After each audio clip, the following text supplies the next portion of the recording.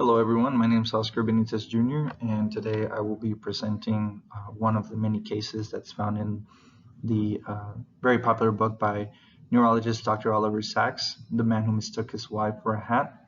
And the story I'll be talking to you about today is Cupid's disease.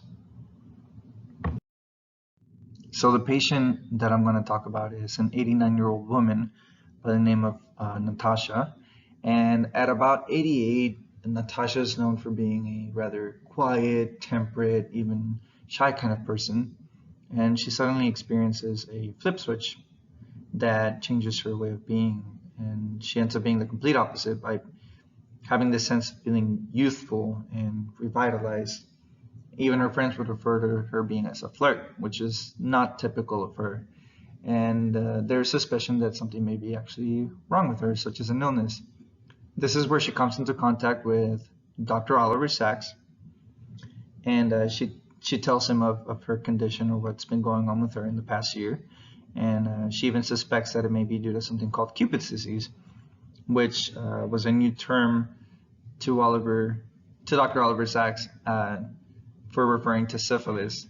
He goes ahead and performs a cerebrospinal fluid analysis in the patient, and sure enough, the serum test revealed that she had a syphilis. Indeed, she is simply treated with penicillin to stop further damage to her cortex, and so she's able to feel revitalized without suffering any further damage to her nervous system. Now, as I mentioned earlier, neurosyphilis particularly infiltrates the central nervous system. This is where we have areas such as the cortex, like in the case of Miss Natasha, or in the spinal cord. Cerebrospinal fluid is what's typically affected, and this is where the spirochetes will be abundant. So as you can see on the bottom left picture, the spirochetes are stained in the darker color, and you can see how they're kind of in the perimeter of where the cerebrospinal fluid would be found. So the following diagram shows the initial symptoms that might present themselves during the course of syphilis when left untreated. So within the first 10 to 90 days, patients are expected to experience a primary chancre, which is a painless ulcer in their general area. Within the 6 weeks to 6 month window, a secondary eruption may occur. Now, in the case of Miss Natasha, she experienced the phase of a tertiary disease, which is a period of latency, typically 10 to 30 years, but in her case, it was almost 70 years. So that's what's peculiar about her case. Like in the case of Miss Natasha, typically a cerebrospinal fluid examination is done.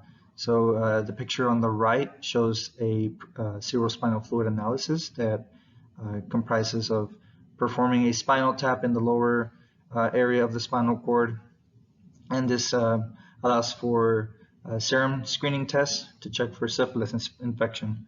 Once that comes positive, other tests are performed to confirm that indeed you're dealing with syphilis. In this case, there's tests that are used by testing for antibodies of Treponema pallidum, which is a bacteria responsible for causing syphilis.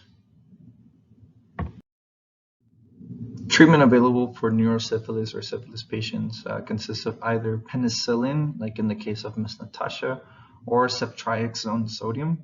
So these are the two alternatives that can be given to the patient to stop the bacteria from continuing to damage the central nervous system it has infiltrated.